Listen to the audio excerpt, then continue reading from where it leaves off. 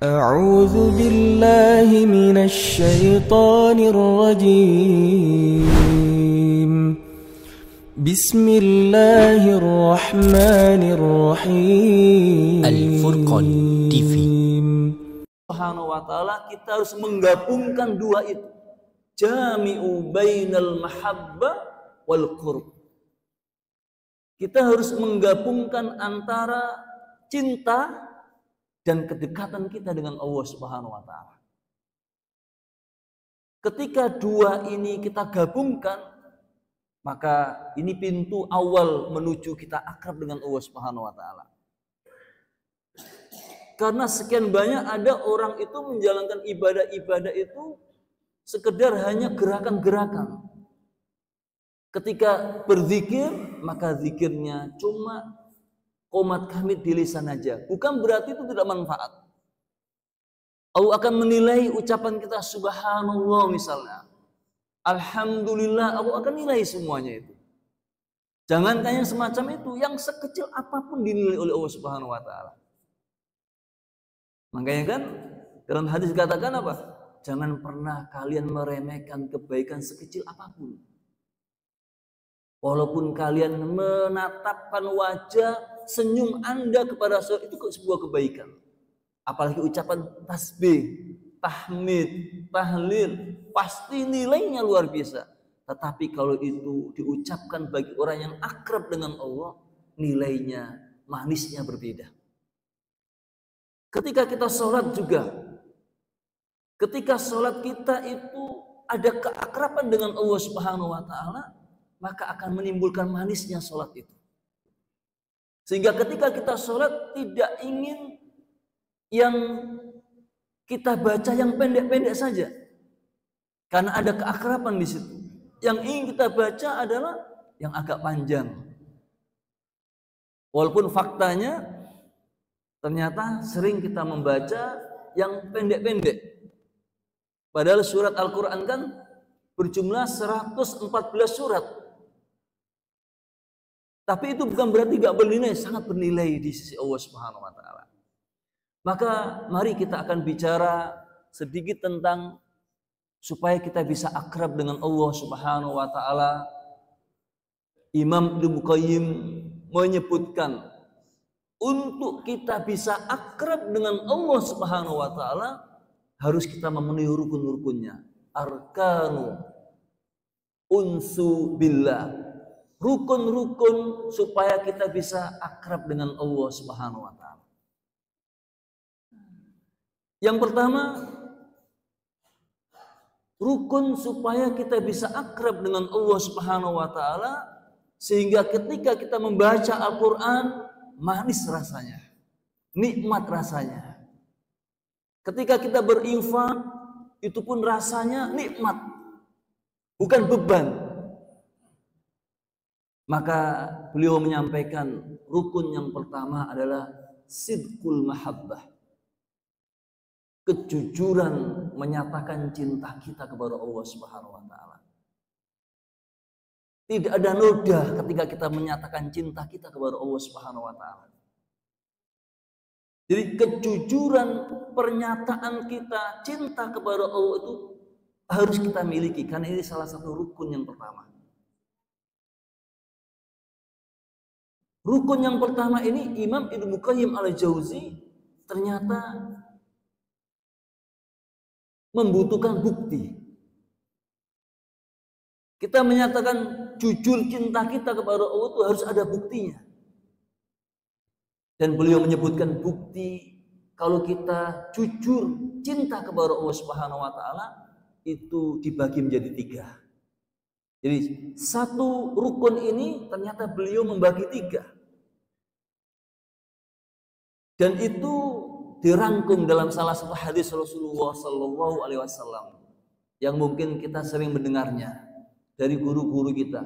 Man ahabba lillah wa abghadha lillah wa a'ta lillah wa mana'a lillah faqad istakmalal iman. Rasul mengatakan apa? Siapa saja yang mencintai karena Allah, membenci karena Allah, memberi karena Allah, meninggalkan karena Allah, faqad istakmalal iman. Kata Rasul, maka sempurna iman itu. Dari hadis ini Imam Ibnu Qayyim al-Jauzi membagi, kalau kita jujur cinta kepada Allah Subhanahu wa taala, maka bukti yang pertama adalah siapa saja yang dicintai Allah, maka kita wajib mencintainya. Jadi kejujuran cinta kita kepada Allah, man ahabba lillah, siapa saja yang dicintai Allah, wa ma ahabba lillah, dan apa saja yang dicintai oleh Allah. Tidak ada dua ini. Siapa saja yang dicintai Allah Subhanahu wa taala, maka kita harus hadir untuk mencintainya. Dan apa saja yang dicintai oleh Allah Subhanahu wa taala, maka kita juga berusaha untuk bisa mencintainya.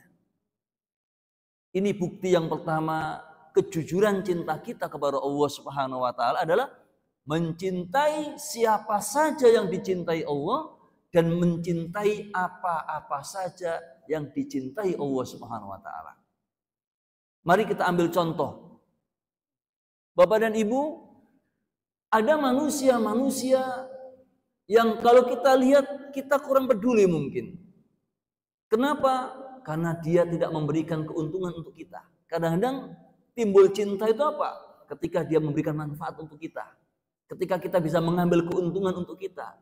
Kalau itu motifnya, kalau itu basicnya, maka cinta kita itu cinta karena diri kita sendiri. Tetapi ada fulan misalnya, dia tidak pernah ada hubungan sesering kita dengan kita. Bahkan tidak pernah memberikan sesuatu untuk kita. Bahkan tidak pernah memberikan keberuntungan kita. Tapi kita lihat fulan ini kayak yang dicintai Allah Subhanahu wa taala. Karena ketaatannya, karena ketawadhuannya. Maka ketika kita melihat orang semacam itu, kita harus mencintai dia.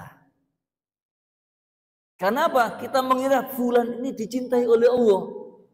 Walaupun tidak pernah memberikan manfaat untuk kita, tapi orang ini dicintai oleh Allah, maka kita pun mencintainya. Contoh yang gampang adalah sahabat yang mulia, Abu Bakar As-Siddiq radhiyallahu anhu. Dan seluruh sahabat-sahabat yang lain, Umar radhiyallahu anhu, Utsman bin Affan radhiyallahu anhu, Ali bin Abi Thalib radhiyallahu anhum, dan seluruh sahabat yang lain.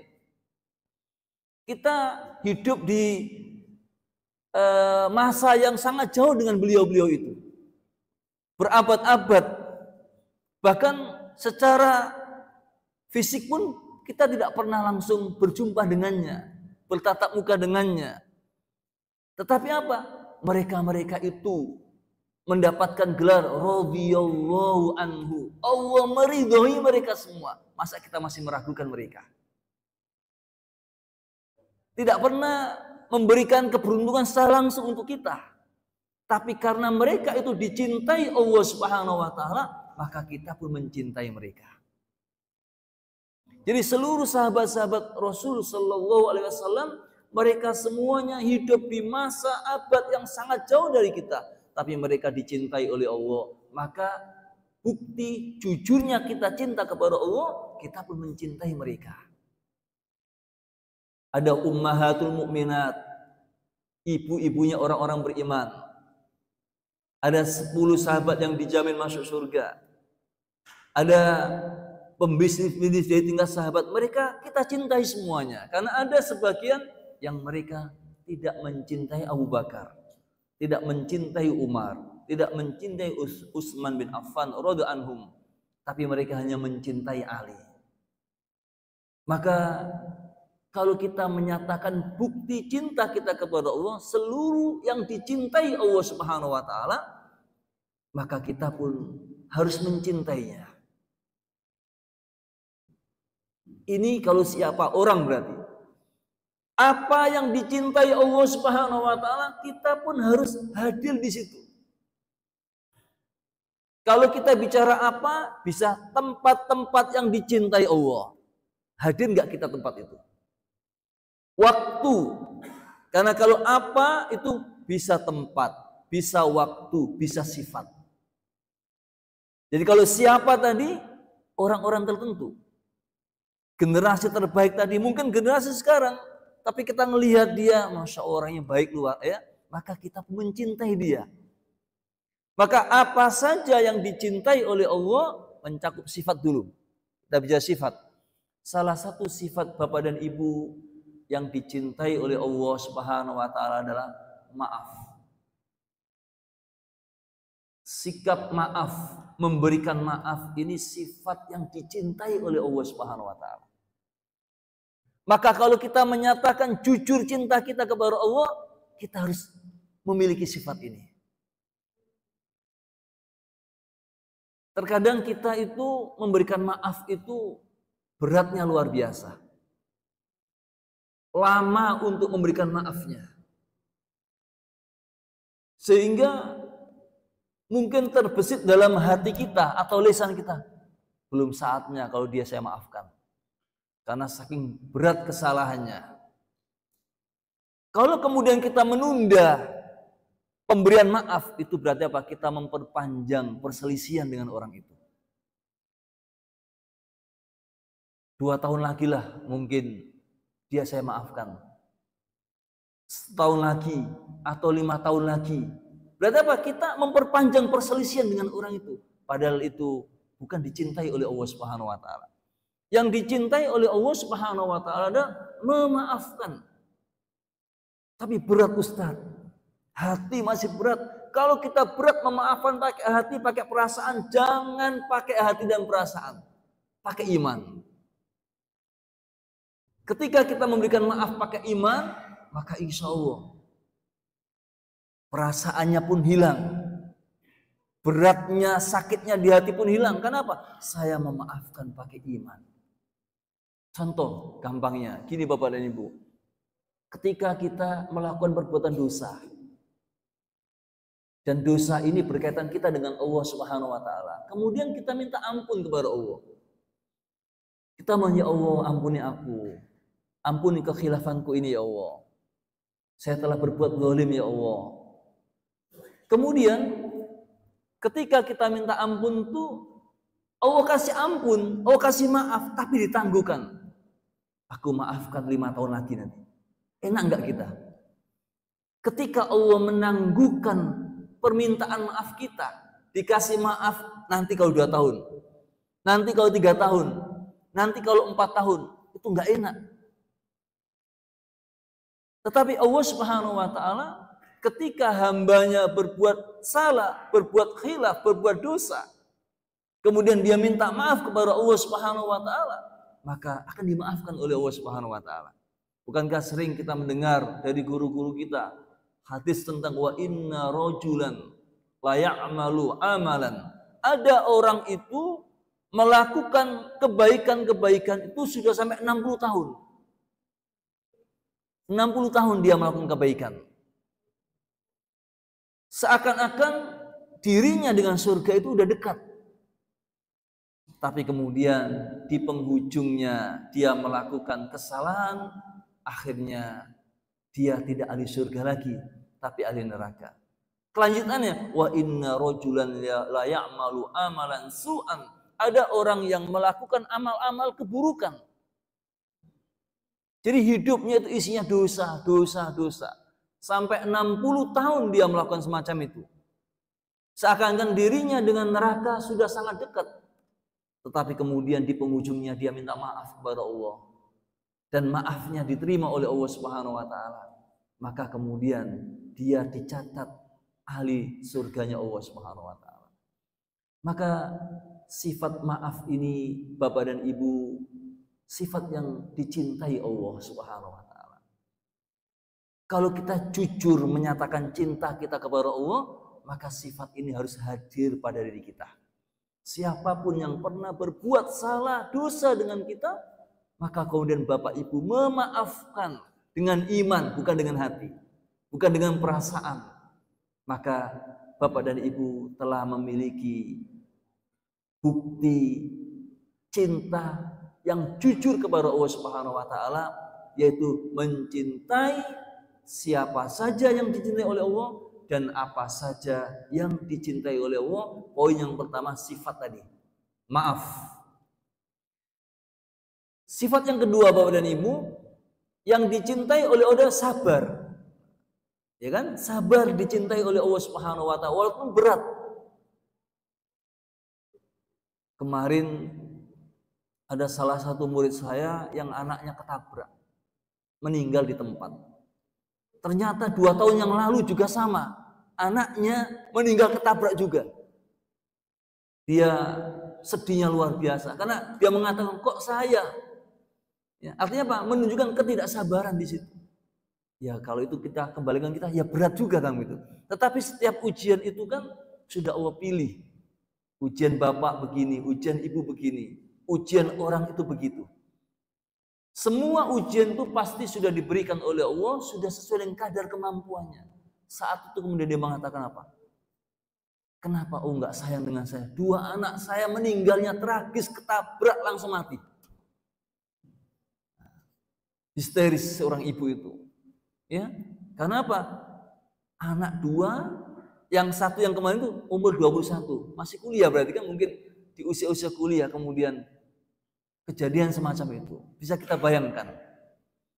Tapi kalau kemudian dia akrab dengan Allah, dia mengenal Allah lebih dekat lagi, maka tidak akan keluar kata-kata itu.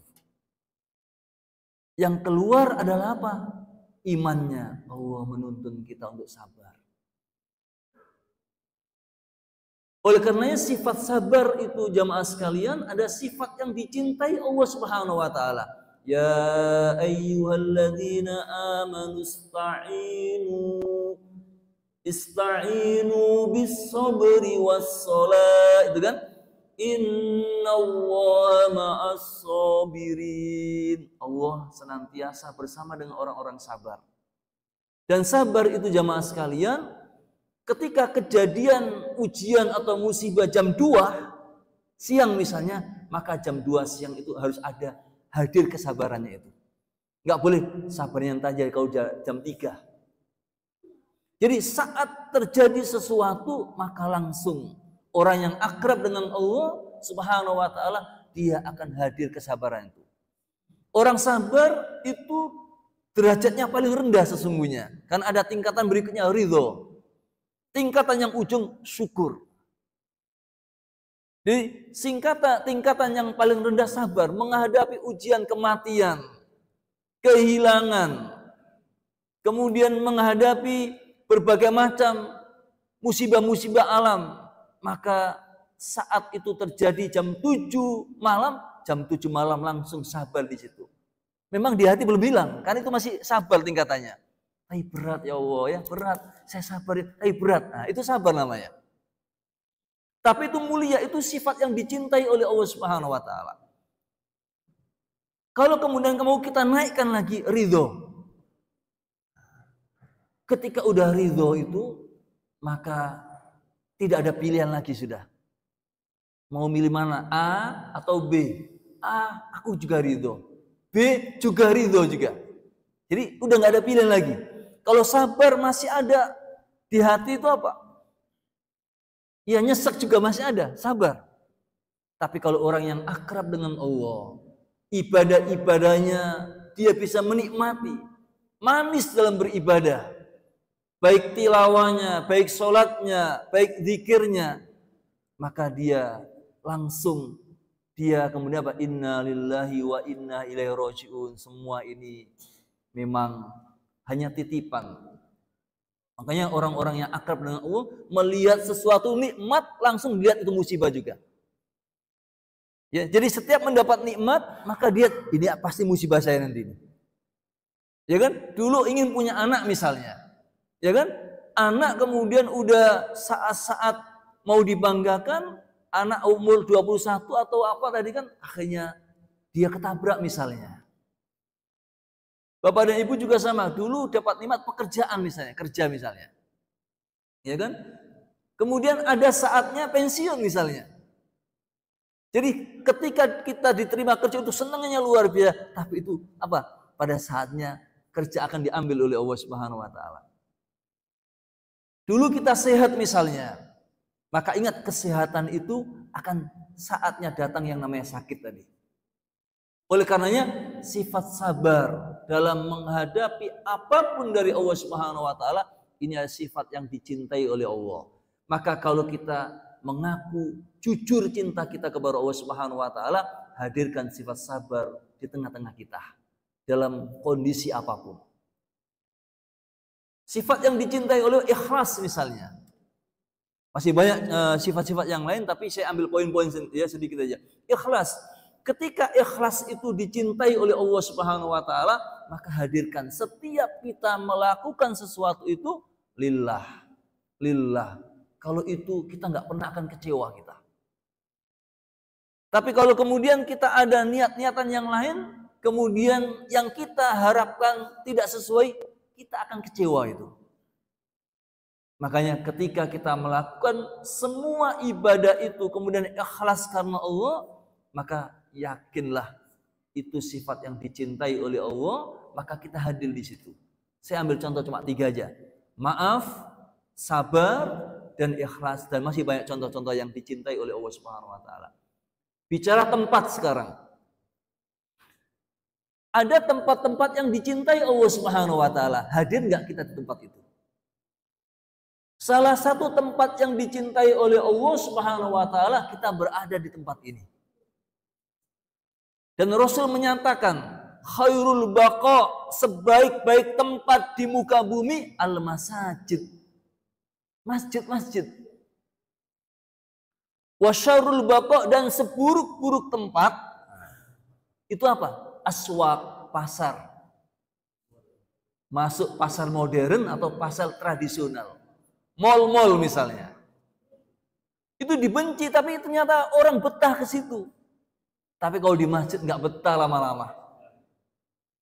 Nggak betah untuk melanjutkan dzikrunya misalnya. Padahal jelaskan tempat masjid itu dapat jaminan langsung dari Rasulullah SAW. Ada tempat-tempat yang dicintai oleh Allah, tempat masjid, majelis ilmu juga. Kalau kita menyatakan bukti kita cinta kepada Allah Subhanahu wa taala, maka kita pun harus hadir di tempat-tempat itu. Kita nyaman kalau di masjid-masjid itu. Masjid-masjid tentu yang terutama di bumi ini Masjidil Haram, Masjidil Nabawi, Masjidil Aqsa, dan seluruh masjid. Termasuk Masjid Al-Furqan yang sama-sama kita berada tempat, bapak-bapak dan ibu berada di tempat yang dicintai oleh Allah Subhanahu wa taala. Selain itu apa? Kita pun dicatat apa? Thalabul ilm, bayangkan. Makanya mencintai majelis-majelis ilmu, mencintai masjid-masjid Allah itu bukti cinta jujurnya kita kepada Allah Subhanahu wa taala. Kalau ada orang mengaku saya cinta kepada Allah tapi nggak suka masjid, nggak suka majelis ilmu, malah suka pasar-pasar, kalau di pasar betahnya luar biasa, maka itu cinta yang penuh noda dengan Allah Subhanahu wa taala. Kemudian sifat sudah, tempat juga sudah. Ada juga Bapak dan Ibu waktu-waktu yang dicintai Allah Subhanahu wa taala. Waktu-waktu yang dicintai oleh Allah Subhanahu wa taala adalah sepertiga malam. Sepertiga malam. Ini waktu yang sangat dicintai oleh Allah Subhanahu wa taala. Kita hadir enggak di tempat itu? Saat itu kita lagi ngapain? Makanya da'bus solihin, kebiasaan orang-orang soleh, itu adalah qiyamul lail. Menghidupkan malamnya bukan habis untuk tidur, tapi apa? Nisfahu, separuhnya mungkin. Sulusahu, sepertiganya mungkin. Kurang lebih dari itu. Artinya Bapak dan Ibu, setiap malam kita dihadirkan ada waktu yang sangat dicintai oleh Allah Subhanahu wa taala. Saking cintanya sampai Allah Subhanahu wa taala turun ke langit bumi mencari siapa di antara hambaku yang lagi minta ampun, aku ampuni. Siapa hambaku yang lagi meminta, aku beri, bayangkan.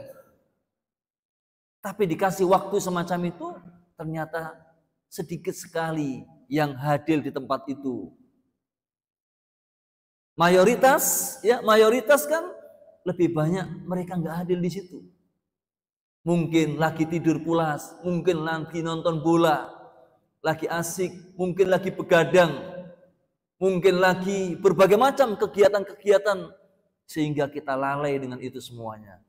Oleh karenanya, waktu yang dicintai oleh Allah Subhanahu wa taala sepertiga malam. Maka kalau kita jujur hadir di situ. Bisa 1 jam, 1 jam. Bisa lebih, silakan. Ya.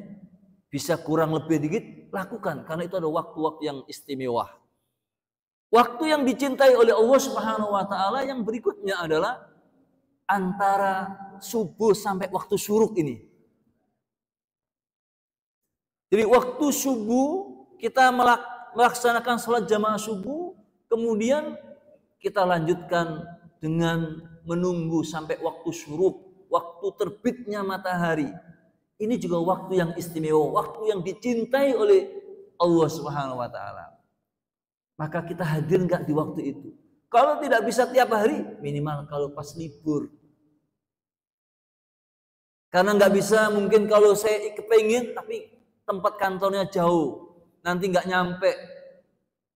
Tapi ketika ada waktu libur, sudah nggak kita sekali-kali dalam sepekan itu hadir. Syukur-syukur kemudian yang waktunya udah luang. Ya, kemudian apa? Wah, ini waktu yang dicintai oleh Allah, saya harus hadir di sini. Bisa baca Quran, bisa doa, bisa berbagai macam. Waktu yang dicintai oleh Allah Subhanahu wa taala adalah apa? Dari asar sampai maghrib, Pak. Asar sampai maghrib. Sampai terbenam. Ya. Sehingga apa? Habis sholat jamaah asar menunggu waktu mungkin beberapa saat zikrullah, beberapa saat merenung tentang perjalanan hidup yang sudah dilalui dan berapa sisanya. Kemudian cukup enggak bekal kita ketika sudah dipanggil oleh Allah Subhanahu wa taala. Kalau yang bisa sampai maghrib luar biasa. Tapi kalau tidak bisa, ya semampu kita. Semampu kita. Dan masih banyak waktu-waktu yang lain. Artinya, bukti cinta kita kepada Allah Subhanahu wa taala, poin yang pertama buktinya adalah mencintai siapa saja dan apa saja yang dicintai oleh Allah Subhanahu wa taala. Bukti yang kedua, wa abghadhu lillah. Siapa saja yang dibenci Allah, apa saja yang dibenci Allah, maka kita pun harus membencinya. Jangan kemudian yang dibenci Allah malah akrab dengan kita. Malah kita senang dengan kita. Kenapa? Dia punya jasa dengan saya, anak saya diangkat dia, suami saya. Ini berarti apa? Cintanya karena dirinya sendiri. Tapi kalau kemudian Allah membenci, maka kita pun membenci. Yang dibenci Allah itu siapa? Orang-orang kafir. Orang-orang kafir dibenci oleh Allah Subhanahu wa taala. Tetapi Bapak dan Ibu jangan memahami ketika keluar dari masjid ini ada orang kafir itu dibenci orang-orang. Kemudian kita berlaku kasar dengan dia. Kita pukulin dia misalnya. Ini salah. Yang kita benci dari orang kafir adalah perbuatannya, sikapnya, sifatnya. Karena bisa jadi kan mungkin sekarang dia belum dapat hidayah, maka kita dakwai orang-orang kafir supaya apa? Supaya yang asalnya dibenci menjadi dicintai oleh Allah Subhanahu wa taala. Jadi orang-orang kafir itu walaupun itu dekat dengan kita, walaupun itu atasan kita, walaupun itu karib kita, tapi kalau dia orang kafir dibenci oleh Allah, tapi membenci bukan orangnya, tapi sikapnya, sifatnya, perbuatannya, dia kufur kepada Allah itu nggak benar, maka saya benci dengan itu. Kita hadir di situ, mau nggak masuk ke agama saya, misalnya begitu. Ya kita nggak tahu kan, bisa jadi hidayah itu dari tangan bapak dan ibu. Kita tidak tahu. Yang dibenci oleh Allah Subhanahu wa taala misalnya siapa? Orang-orang munafikun. Orang-orang munafik, orang-orang musyrikin. Orang-orang yang dibenci oleh Allah, kita membencinya. Yang dibenci oleh Allah adalah orang-orang yang mengambil hak orang lain. Korupsi, dibenci nggak itu? Korupsi itu dibenci. Tapi kan itu kan ipar saya misalnya. Itu kan anak kandung saya misalnya. Walaupun itu anak kandungnya, walaupun itu iparnya, walaupun itu suaminya, korupsi itu perbuatan yang dibenci oleh Allah Subhanahu wa taala. Maka kita harus membencinya. Pembohong misalnya dibenci oleh Allah kan begitu kan? Kita membenci apa? Sifatnya, perbuatan yang tadi. Jadi siapa saja yang dibenci oleh Allah, kalau kita mengaku cinta dengan jujur kepada Allah, benci itu. Berikutnya, apa saja yang dibenci oleh Allah? Tadi kan ada sifat. Apa yang dibenci oleh Allah? Sifatnya apa? Ya tadi, pemarah misalnya. Kemudian pendendam misalnya. Tidak amanah misalnya. Kan dibenci itu. Ya, maka kita membencinya. Jadi poin yang pertama adalah siapa yang dicintai Allah, apa yang dicintai Allah, Bapak Ibu hadir di situ. Kemudian apa yang dibenci Allah, baik sifat, waktu, tempat. Yang dibenci Allah tempat pasar, jangan sering-sering ke pasar. Jangan lama-lama di pasar, habis beli udah pulang. Karena ini dibenci nih, dibenci ya. Kita pulang ya, menjaga ya. Nah, ini bukti yang pertama. Bukti yang pertama dan kedua tadi ya. Bukti yang ketiga sekarang. Bukti yang ketiga ketika kita menyatakan cinta yang jujur kepada Allah adalah ada salah satu hadis Rasulullah SAW, ahamiyat al-ahamiyah, yaitu apa? Buktinya ketika kita beribadah selalu fokus hanya untuk Allah. Jadi ibadah kita itu fokus untuk Allah saja. Semua ibadah-ibadah yang kita lakukan, kita tujukan, kita fokuskan hanya untuk Allah. Itu bukti kita cinta kepada Allah Subhanahu wa taala. Ada salah satu hadis qudsi. Orang yang selalu ibadahnya fokus dengan Allah, itu dikasih oleh Allah dua. Jadi orang yang hanya tujuan setiap ibadahnya hanya untuk Allah, dikasih oleh Allah dua dalam hadis qudsi itu. Qala Allah Ta'ala, Allah berfirman, Yabna Adam, hei anak Adam, tafarroh li ibadati, fokuslah kalian dalam setiap ibadah itu hanya untukku, untuk Allah maksudnya. Apa kata Allah Subhanahu wa taala? Amla qalbak wa asyaddu faqran. Diberikan dua, Pak. Jadi ketika kita setiap ibadah baca Quran kita fokus kita hanya untuk Allah, sholatnya fokus untuk Allah, infaknya fokus untuk Allah, sosialnya fokus untuk Allah, cinta bencinya untuk Allah semuanya, maka diberi dua. Apa yang pertama? Amla'u qalban, hatinya akan dipenuhi rasa cukup. Jadi setiap dia mendapatkan sesuatu itu apa? Ini udah cukup ini. Misalnya hari ini makan apa? Oh ada ini, ada ini. Oh ini udah cukup ini. Tapi rumahnya bapak kayak gitu. Rumah ini udah cukup buat saya, cukup ini. Tapi kendaraan bapak kadang-kadang mau ini udah cukup ya. Orang yang ibadahnya fokus untuk Allah Subhanahu wa taala itu diberikan apa? Amla'u qalban, hatinya dikasih kecukupan yang luar biasa. Sepatunya bapak berapa harganya? 100.000. Ini udah cukup ini. Karena ada orang yang mungkin sepatunya harganya jutaan. Mungkin puluhan juta juga misalnya. Jadi luar biasa Bapak dan Ibu. Kalau kita fokus ibadah untuk Allah, dipenuhi hati kita. Apa yang kita udah cukup, ini udah cukup semuanya. Enak itu ya, udah cukup semuanya. Tapi kalau orang kemudian hatinya nggak cukup Pak, kurang terus. Punya 1 juta, ingin 10 juta. Punya 10, ingin 100 juta. Punya 100, ingin 1 M. Punya 1 M, ingin 1 T misalnya. Akhirnya apa? Kalau orang nggak merasa cukup tuh biasanya melanggar biasanya. Orang kalau nggak merasa cukup melanggar kan akhirnya korupsi misalnya. Padahal gajinya udah banyak, tapi ada pos-pos yang, ini bisa ini. Akhirnya apa? Nggak cukup hatinya. Ketika kita makan juga Bapak dan Ibu, itu kan sesuai dengan yang kita butuhkan. Kadang-kadang ketika kita makan di salah satu rumah makan yang disuguhkan semua makan di meja itu. Bapak dan Ibu yang tahu ya. Jadi kita mau makan, di meja penuh makanan semua itu. Biasanya mana? Makanan apa itu? masakan Padang misalnya. Semua disuguhkan di meja itu. Padahal kita tahu bahwasanya kita kepengen rendang itu. Tapi kemudian, wah ini ada santannya, nggak boleh nih. Ya kan? Ada rempela misalnya.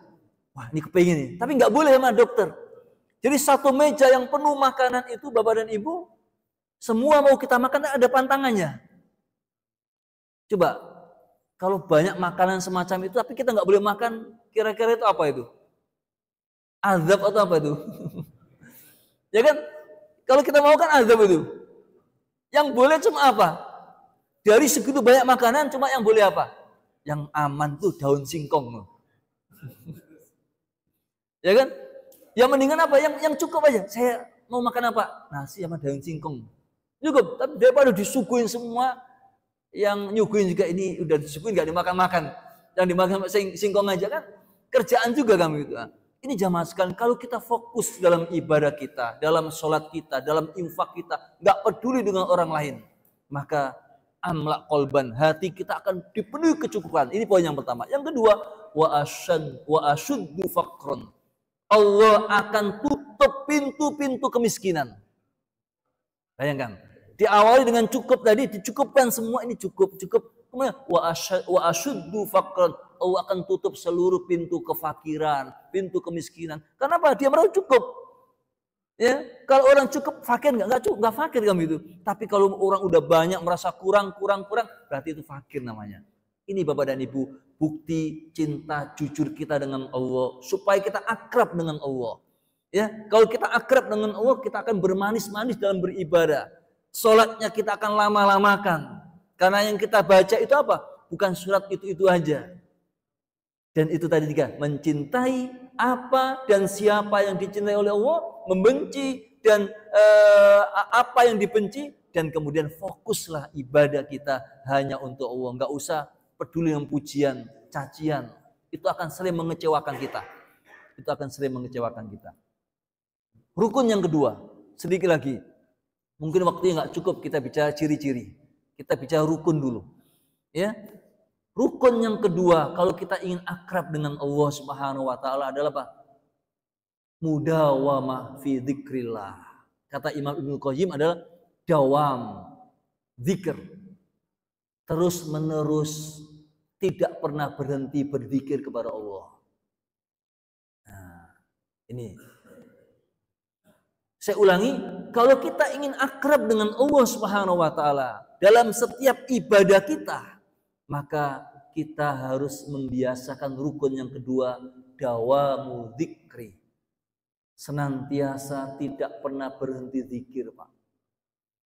Zikir itu Bapak dan Ibu tidak hanya qomat kamit di lisan.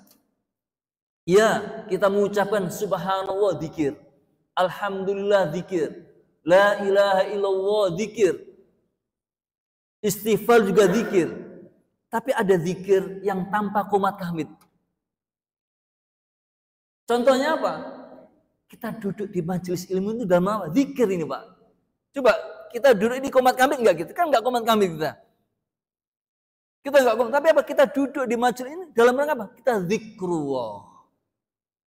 Nah, makanya makna zikir itu apa? Yang lebih luas, ketika kita menjalankan ketaatan kepada Allah, itu zikrullah. Ketika kita meninggalkan yang dilarang oleh Allah, itu zikrullah. Jadi yang dilarang oleh Allah kita tinggalkan, itu kita ingat Allah kan. Oh ini saya nggak mau ini, saya ingat Allah kami itu. Gak ada yang tahu Pak, saya nggak mau, Allah tahu misalnya. Itu zikrullah. Jadi semua yang dilarang oleh Allah tanpa ada orang tahu kita tinggalkan, itu zikrullah. Setiap bapak dan ibu menjalankan ketaatan ibadah itu zikrullah. Kemudian bapak dan ibu lagi nyapu, subhanallah, alhamdulillah. Itu zikir juga. Lagi jalan dari rumah ke masjid, astagfirullahaladzim wa atubu ilaih, astagfirullahaladzim. Coba berapa kali? Satu ucapan mungkin cuma 1 detik itu. Itu zikrullah juga. Jadi makna zikir itu luas. Makanya kalau kita perhatikan perintah di Al-Quran untuk kita zikir itu banyak banget Pak.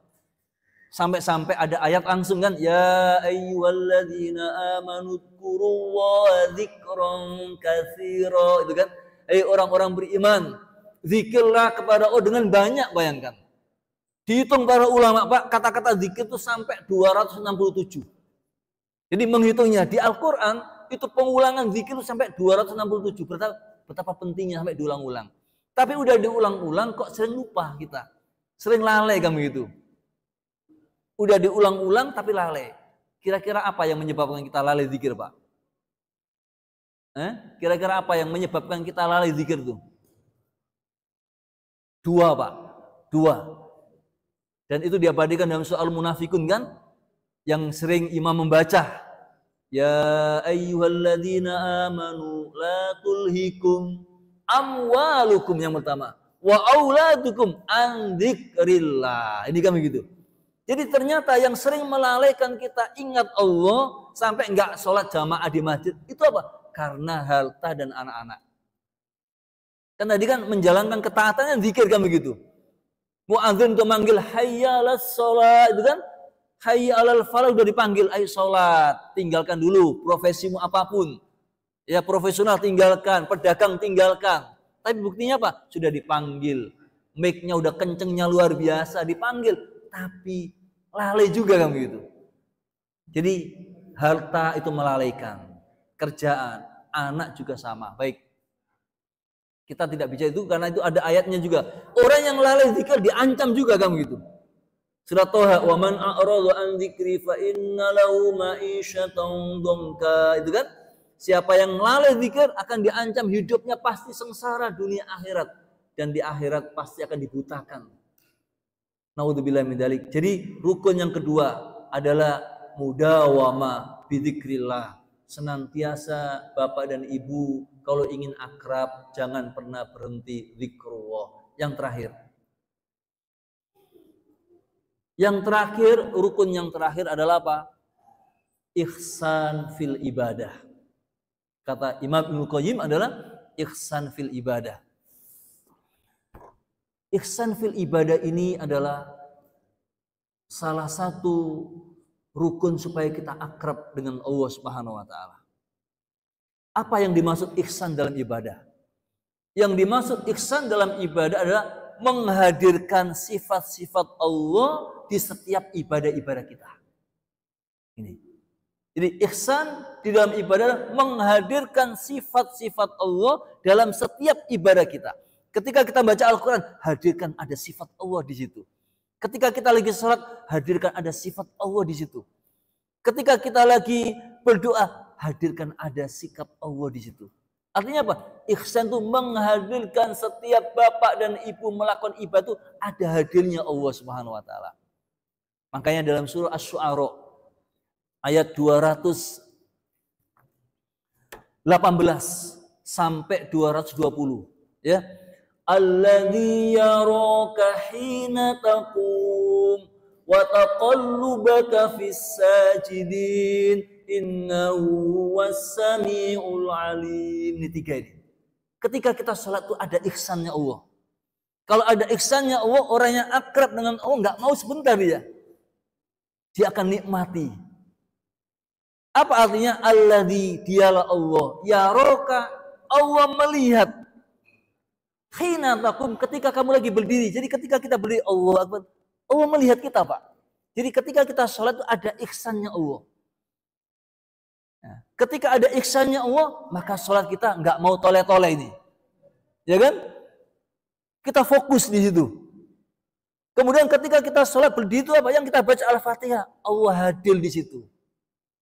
Apa yang kita baca, Allah tahu di situ. Mau surat Al-Kautsar, Allah tahu itu. Mau surat apa? Allah tahu itu. Nah, jadi alladzi yaraka, dialah Allah yang melihat kamu hina taqum, ketika kamu lagi sholat berdiri itu, melihat Allah itu. Ini ihsan fil ibadah. Kemudian apa? Wa taqallubaka fis sajidin, dan Allah tahu hatimu. Ya? Fis sajid, Allah pun tahu ketika kita lagi sujud, tahu itu. Kita subhana rabbiyal a'la wa bihamdi. Allah tahu, pengetahuan Allah itu lebih luas daripada kita.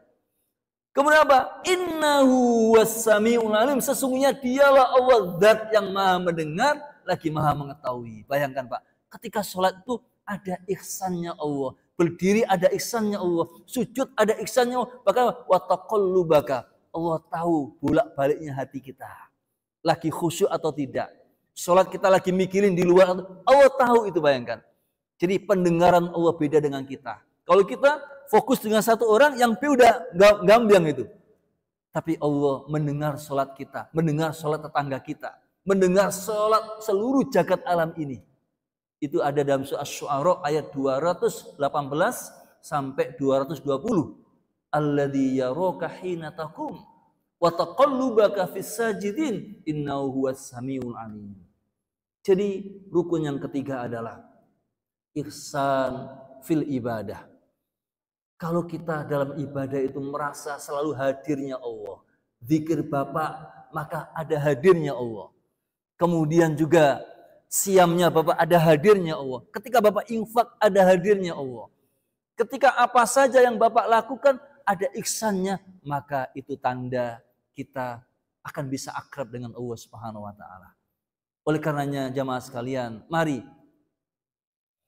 rukun akrab dengan Allah Subhanahu wa taala ini harus kita hadirkan pada kita. Kalau belum, mari kita usahakan. Yang pertama tadi apa? Sidqul mahabbah.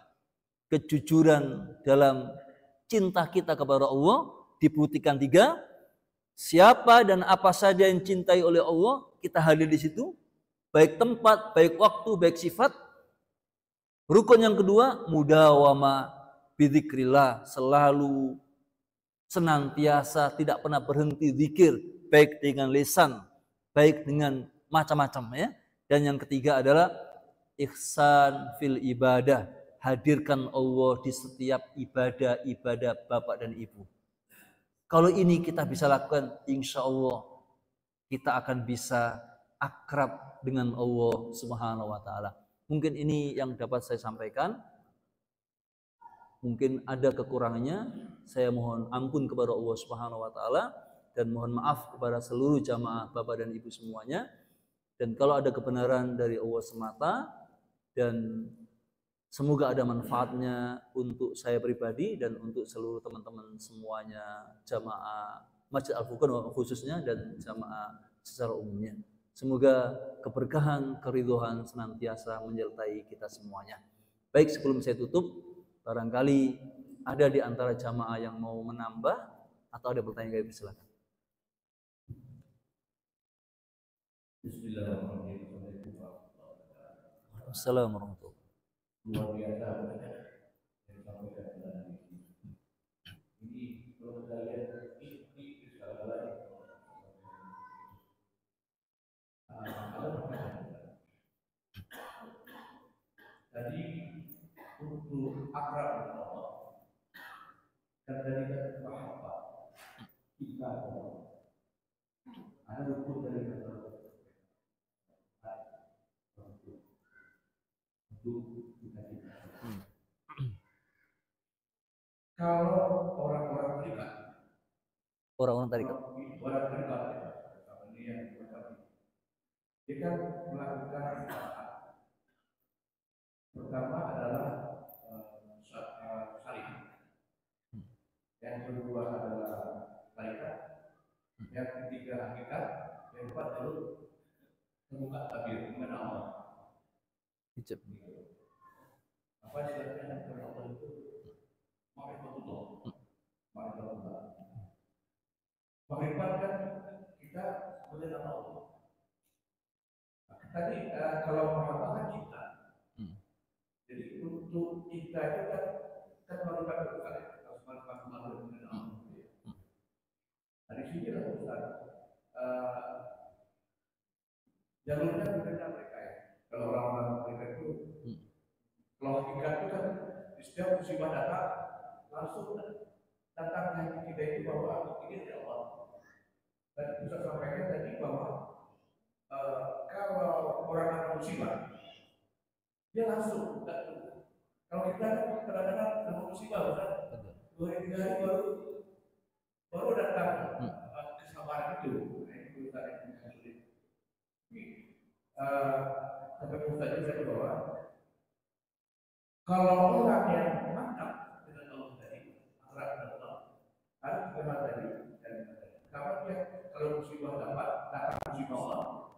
Dia itu ikhlas.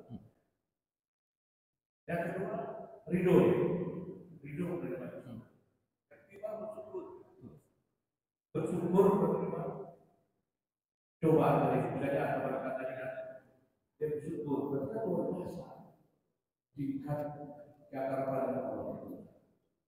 Ada orang ini bukan? Karena Ibnu Qayyim juga pernah mengatakan ada perjalanan cepat kepada Allah, ada perjalanan lambat kepada Allah, ada perjalanan, ada ruang. Untuk Ibnu Qayyim, kalau ingin cepat kepada Allah, cepat seperti burung. Kepala burung itu beliau adalah Muhammad. Sayap kirinya adalah rojak, benar. Sayap kanannya adalah takut. Ini bagaimana Ustaz Al-Qutik kayak gini?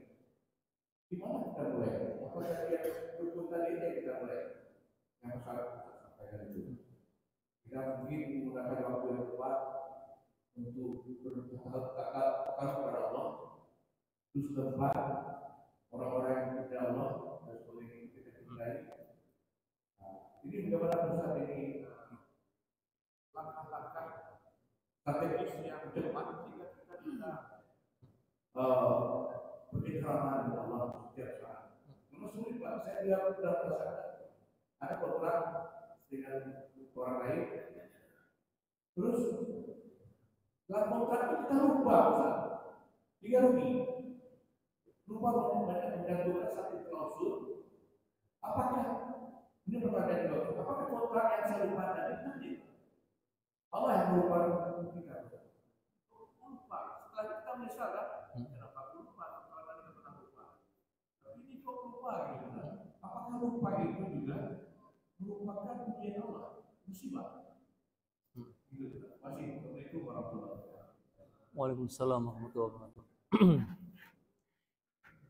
Yang pertama adalah untuk bisa akrab dengan Allah Subhanahu wa taala, walaupun banyak cara tadi ya, banyak cara. Yang saya sampaikan tadi tentu tidak satu-satunya cara, banyak cara-cara yang lain. Salah satu misalnya, udahlah maksimalkan ibadah terus insya Allah, nah semacam itu. Nah, semua itu adalah Bapak dan Ibu kembalinya kepada tauhid. Ya, kembalinya kepada tauhid. Ketika tauhid itu kita bagus ya. Artinya apa? Tauhid itu apa? Mengesahkan hanya Allah. Kan sumbernya di situ semuanya ya. Ketika kemudian tauhid kita menurun, ya tadi penyebabnya banyak. Akhirnya mungkin dilalaikan dengan berbagai macam, tetapi apa kembali itu semua ketika tauhid kita itu selalu terjaga. Dan arti tauhid itu adalah selalu hanya Allah yang kita isahkan. Ya, tidak ada yang lain. Itu kan tidak harus ke thariqah atau macam-macam. Tapi apa? Sumber ajaran Islam adalah tauhid. Dan tauhid ini adalah apa? Penurunan-penurunan ketika apa? Kita melakukan dosa-dosa tadi. Maka Bapak dan Ibu dan khususnya Pak Haji Jufri, ketika tauhid kita itu tetap terjaga, kita faham bahwasanya tidak ada yang kita isahkan hanya Allah semata, semua hanya Allah ya, semacam itu. Maka semuanya selain itu tidak misalnya. Kemudian tauhid sendiri kan apa? Ada tauhid uluhiyah misalnya. Tauhid uluhiyah adalah apa? Seluruh yang kita isahkan hanya hubungan kita dengan Allah, tidak yang lain. Jadi berhubungan kita dengan Allah saja itu akan mewujudkan tauhid uluhiyah. Tauhid rububiyah misalnya, seluruh kebutuhanku tidak butuh yang lain, tapi hanya butuh kepada Allah Subhanahu wa taala. Nah, terjadinya ada penurunan adalah karena memang sumber di tauhid itu. Kalau tauhid itu terjaga insya Allah, mau ikut jalan pintas, mau ikut jalan sedang, mau ikut jalan lambat, insya Allah. Karena memang tauhid inilah puncaknya di situ Pak. Tauhid ini puncaknya.